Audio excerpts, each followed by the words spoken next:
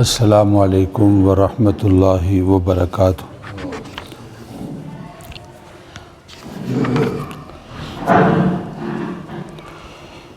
الحمد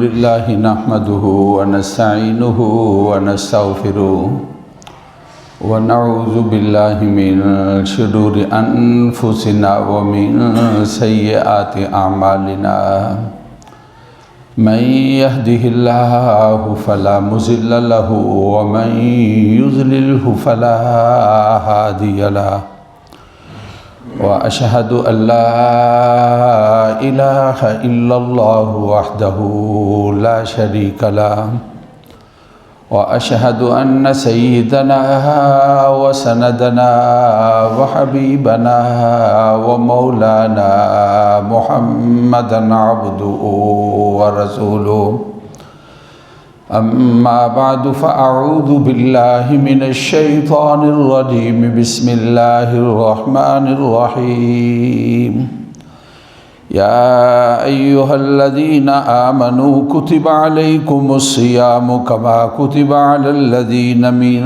قبلكم لعلكم تتقون أياما معدودات فمن كان منكم مريضا أو على سفر فعدة من أيام أخر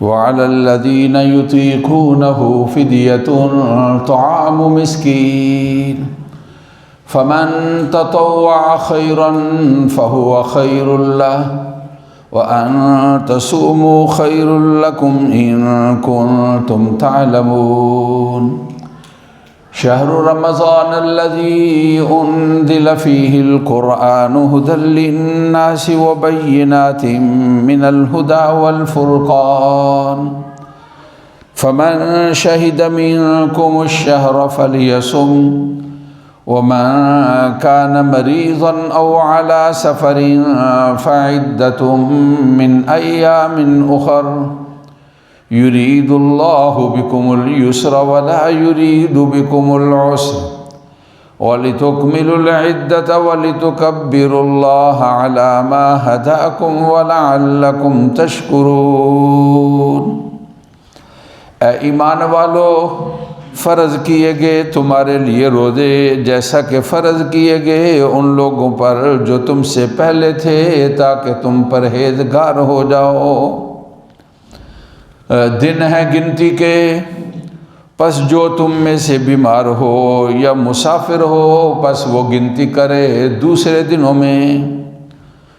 جو لوگ طاقت نہیں رکھتے ہیں وہ فدیہ دیں کھانا مسکین کا۔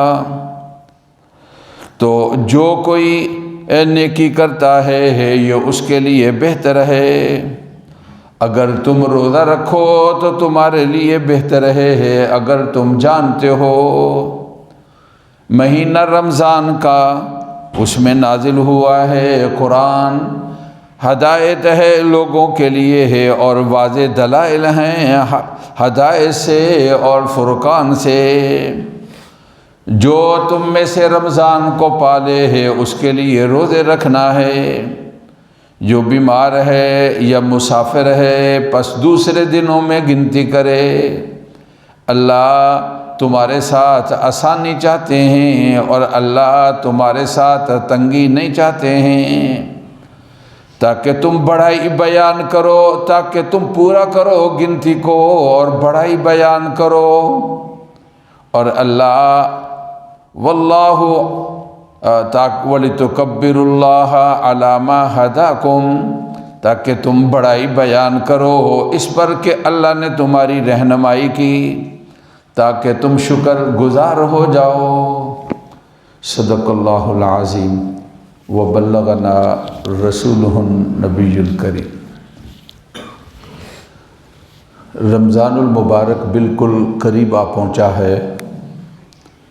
اللہ تعالیٰ نے زندگی دی تو انشاءاللہ آئندہ جمعہ رمضان المبارک کا جمعہ ہوگا، اور بلکہ رمضان المبارک کے کئی روزے گزر چکے ہوں گے۔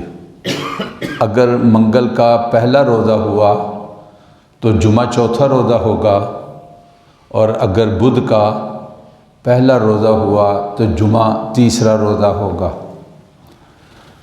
رمضان المبارک کا مہینہ اللہ تعالیٰ کی نعمتوں میں سے ایک بہت بڑا انعام ہے۔ اللہ تعالیٰ کے اپنے بندوں پر بڑے احسانات ہیں۔ اللہ تعالیٰ کے احسانات میں سے ایک بڑا احسان اللہ رب العزت کی ذات نے ہم سب کو رمضان المبارک جو ہے یہ فضیلتوں والا اور شان اور رتبے والا مہینہ جو ہے وہ عنایت فرمایا ہے۔ آپ اندازہ لگائیں اس کی فضیلت کا اور اس کی شان کا۔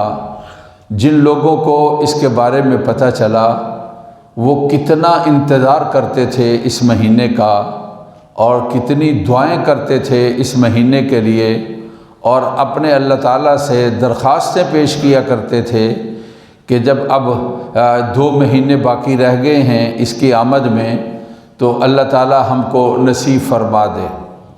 چنانچہ رسول اللہ صلی اللہ علیہ وسلم رجب سے دعائیں شروع کر دیتے، اللہم بارک لنا فی رجب و شعبان و بلغنا رمضان۔ اے اللہ ہمارے لیے رجب کا مہینہ اور شعبان کا مہینہ مبارک بنائیے، اور ہم کو رمضان المبارک نصیب فرما دیجیے۔ رسول اللہ صلی اللہ علیہ وسلم جب ایک چیز کی خواہش کرتے ہیں، خواہش ہی نہیں بلکہ اپنے اللہ تعالیٰ سے درخواست پیش کرتے ہیں اور اپنے اللہ تعالیٰ سے دعا کرتے ہیں کہ اللہ تعالیٰ رمضان نصیب فرما دے۔ کیا عظمتیں ہیں اور کیا شانیں ہیں اور کیا رتبے ہیں اس مہینے کے۔ ہم سب اللہ تعالیٰ کے بنائے ہوئے ہیں، اور اللہ کے ہمیں بنانے سے اللہ تعالیٰ کا مقصد یہ ہے، یا یوں کہہ لو ہماری تخلیق کا مقصد یہ ہے کہ ہم اللہ تعالیٰ کی تابعداری کریں اور اللہ تعالیٰ کی فرما برداری کریں۔ اس کا دوسرا نام ہے اللہ تعالیٰ کی عبادت۔ عبادت کس کو کہتے ہیں؟ عبادت یہ ہے کہ جو حکم ہے ان کا اس کو پورا کرنا۔ وہ کہیں کہ یہ کام کرو تو وہ کریں، وہ کہیں کہ یہ کام نہ کرو نہ کریں، جو وہ فرمائیں اللہ تعالیٰ، اور اپنے نبی کی وساطت سے امت تک وہ بات کو پہنچائیں، ان کی بات کو لینا اور تابعداری کرنا، اس کو عبادت کہا جاتا ہے۔ اور اللہ تعالیٰ نے اگر حکم دیا اس کو پورا کریں گے تو عبادت، اور اللہ تعالیٰ نے منع کیا اس سے رک جائیں گے تو عبادت ہے۔ یہ انسان کی تخلیق کا مقصد ہے۔ اس کو قرآن کے اندر ارشاد فرمایا گیا ہے، وَمَا خَلَقْتُ الْجِنَّ وَالْإِنسَ إِلَّا لِيَعْبُدُونَ۔ انسان جو ہے اس کی تخلیق اور جنات کی تخلیق، اس سے مقصد یہ ہے کہ اللہ تعالیٰ کی عبادت کی جائے اور اللہ رب العزت کی تابعداری اور فرما برداری کی جائے۔ انسان کو فطرتاً اللہ تعالیٰ نے اس طرح بلایا کہ اپنے مقصد کو بھولتا ہے، تو پھر ان کا احسان ہے کہ وہ یاد دلاتے رہتے ہیں کہ اے انسان، تیرا مقصد تخلیق، تیرا دنیا کے اندر موجود ہونے کا جو مقصد ہے وہ یہ ہے، اس کو بھولنا نہیں ہے، اس کو یاد رکھنا ہے۔ چنانچہ شب و روز 24 گھنٹے کے اندر اللہ تعالیٰ یاد دلانے کے لیے جب انسان نیند سے اٹھتا ہے، اور پھر اس کے بعد سب سے پہلے اللہ تعالیٰ کہتے ہیں ہماری جو تیری تخلیق کا مقصد ہے ہماری عبادت، ذرا تو اس کو یاد کر لے۔ اور اس کو کہا جاتا ہے کہ الصلاۃ خیر من النوم، اب نیند کو چھوڑ دو، تیرے لیے ہماری تابعداری کرنا اور ہماری عبادت کرنا، نماز کے لیے آنا تمہارے لیے نیند سے بہتر ہے۔ اور پھر اس کے بعد حکم یہ ہے کہ نکلو، نماز پڑھ لی ہے، اب اس کے بعد کام کاج کے لیے نکلو۔ انسان کام کاج کرتا ہے تو جب سورج ڈھلتا ہے تو پھر ایک دن کا ایک حصہ جو ہے وہ گزر جاتا ہے، تو پھر اللہ کا منادی پکارتا ہے، حی علی الفلاح، نمازیوں کامیابی کی طرف آ جاؤ۔ یہ تجارت، یہ کام کاج ایسا نہ ہو کہ اس سے تم اپنے مقصد زندگی کو بھول جاؤ۔ نماز ظہر ہمیں ہماری زندگی کا مقصد یاد دلاتی ہے، لگے رہو کام میں۔ صبح سے تم نے کام شروع کیا تھا اور کام کے اندر لگے رہو۔ لیکن آؤ اللہ اکبر، اللہ تعالیٰ بہت بڑے ہیں۔ حی علی الصلاۃ، اللہ کا ایک حکم اور فریضہ نماز ہے، نماز کی طرف آ جاؤ۔ حی علی الفلاح، یہ تمہارا نماز کی طرف آنا در حقیقت کامیابی کی طرف آنا ہے۔ یہ نماز کی ادائیگی مقصد زندگی کی یاد دہانی ہے، اور اس مقصد زندگی کی طرف انسان کو لانا ہے۔ 24 گھنٹے کے اندر اللہ تعالیٰ بار بار انسان کو غفلت سے بیدار کرتے ہیں کہ اے غفلت کی نیند کے اندر سوئے ہوئے، اب بیدار ہو جا، اپنے مقصد کو یاد کر لے، کہیں ایسا نہ ہو کہ بھول جائیں اور پھر تمہیں مقصد کا پتہ ہی نہ چلے، اور مقصد جو ہے تو اس کو چھوڑ دے۔ نماز پنجگانہ جب انسان سونے لگتا ہے تو پھر اللہ تعالیٰ کہتے ہیں نماز عشاء کو ادا کر لو، یہ تمہارا اس وقت تمہیں یاد دہانی کرائے گا کہ ہماری تخلیق کا مقصد اللہ تعالیٰ کی عبادت ہے، اور سونے سے پہلے ان کا حکم یہ ہے کہ نماز کو ادا کرو، تو نماز کو انسان جو ہے وہ ادا کرتا ہے۔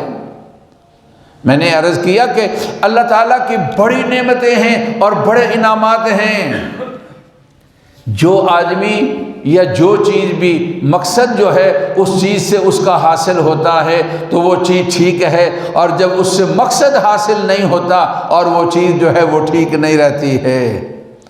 دنیا کی جو چیزیں جن سے ہم اپنے استفادہ کرتے ہیں اور جن سے ہم نے اپنی زندگی کا جن کو حصہ بنا رکھا ہے، اب سردیوں کا موسم تھا تو ہیٹر کو ہم سمیٹنا شروع کر دیا ہے، اب گرمیوں کی آمد ہے تو اس کی تیاری کے لیے ایئر کنڈیشن جو ہے اس کی اوور ہالنگ ہو رہی ہے جی، پنکھوں کو صاف کیا جا رہا ہے جی، اب اس کے لیے جو موٹے موٹے کپڑے تھے ان کو سمیٹا جا رہا ہے جی۔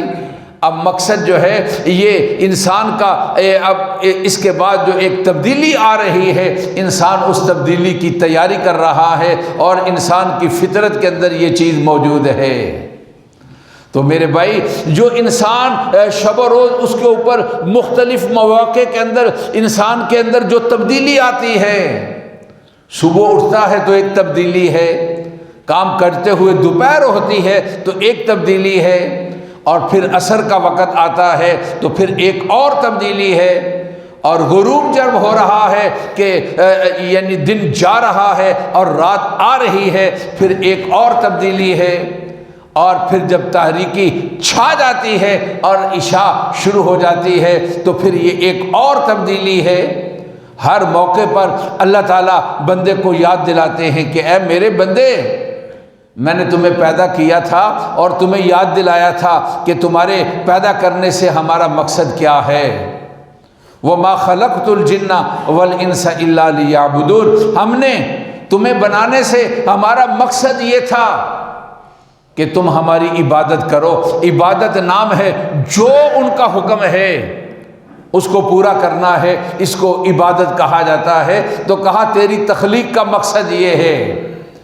پھر اللہ رب العزت کی ذات نے یہ دن سے نکال کر یہ ہفتہ وار سلسلہ آتا ہے، جمعے والا دن آ گیا، ذرا زیادہ اہتمام ہے یاد دہانی کا کہ اے انسان اپنے اللہ تعالیٰ کو یاد کر۔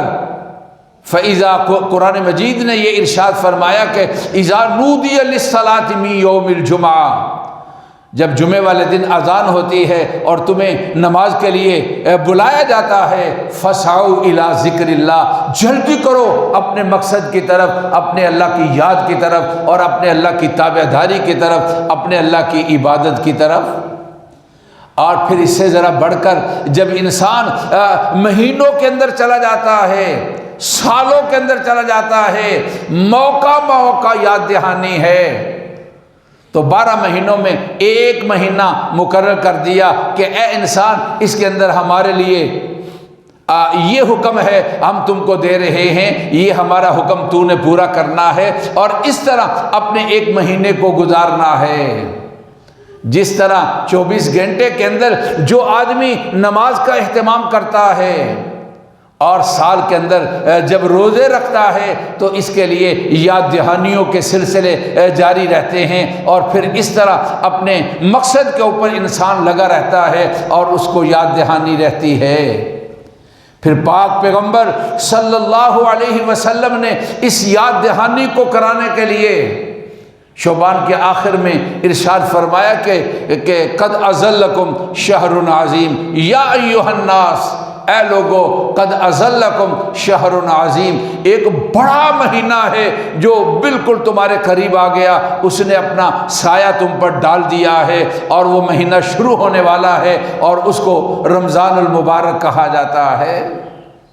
تو میرے بھائی، جب اتنی عظمت والا اور اللہ تعالیٰ کی نعمتوں والا یہ مہینہ ہے، اور اللہ اپنے بندوں کے لیے اس مہینے کے لیے خاص تیاری فرماتے ہیں، اور فرشتوں کو حکم ہوتا ہے کہ اس مہینے میں ہمارے تابعدار جو بندے ہیں ان کے لیے یہ اور یہ اعزاز جو ہے ان کے ساتھ نوازنا ہے، تو پھر آدمی غفلت والا ہوگا جو انسان اس مہینے کو اور دوسرے مہینوں میں کوئی فرق نہیں کرتا ہے، اور ایسا ہی جس طرح پہلے مہینے غفلت کے اندر تھے اور اس مہینے کو بھی، رمضان المبارک کو بھی غفلت کے ساتھ جو گزار دیتا ہے۔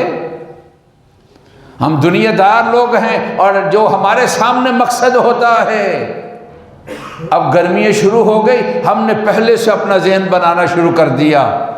اب انسان کی ضرورت گرمی کے موسم کے اندر یہ ہے، کپڑے والے اس طرح کپڑے کا انتظام کر رہے ہیں کہ یہ موسم کے لحاظ سے اب یہ کپڑا چاہیے، اور جو پنکھے والے ہیں وہ ایک سسٹم کے لحاظ سے یہ انتظام کر رہے ہیں، یہ انسان کی ضرورت ہے۔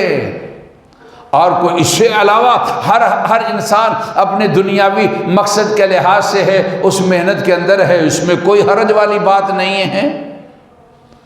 لیکن میرے بھائی، آخرت کا یہ جو مہینہ رمضان کا نیکیوں کا مہینہ ہے، اور آخرت کے بنانے کا مہینہ ہے، اور کمائی کا مہینہ ہے، اور آخرت کی کمائی کا مہینہ ہے رمضان المبارک، میں نے اور آپ نے اس کے لیے کیا تیاری کی ہے، اور مجھے اور آپ کو اس کے لیے کیا تیاری کرنی چاہیے؟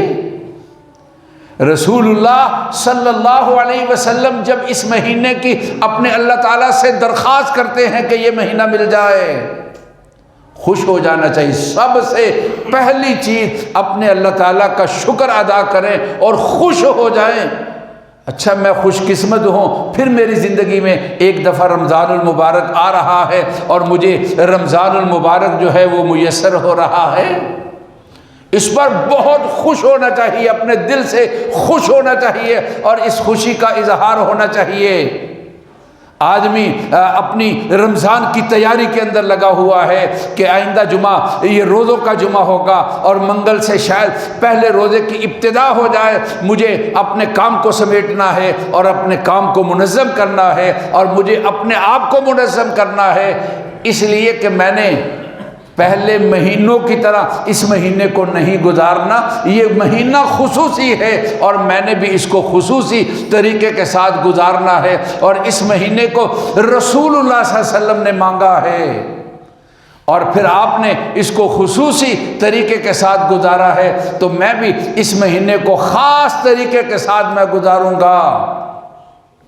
مادی چیزیں چونکہ نظر آتی ہیں اور انسان اس کے لیے محنت کرتا ہے، اور وہ ظاہری چیز ہے، لیکن ہمارا ایمان ہے جو ان کا فرمان ہے وہ برحق ہے اور سچ ہے، ہمارا اس پر یقین ہے اور ہم اس کو مانتے ہیں اور قبول کرتے ہیں۔ جب انہوں نے فرما دیا تو ہم نے یہ سمجھنا ہے کہ یہ ہمارے لیے انعام ہے اللہ تعالیٰ کا، اور ہم نے اس کی قدر کرنی ہے، اور اس کو خاص طریقے کے ساتھ اور ہم نے اس کو خاص اہتمام کے ساتھ اس مہینے کو ہم نے گزارنا ہے۔ اب کہیں گے جی تو کیا اس کی ترتیب کریں گے اور کیا اس کا طریقہ کریں گے، اس کی تیاری کے لیے ہم کیا کریں؟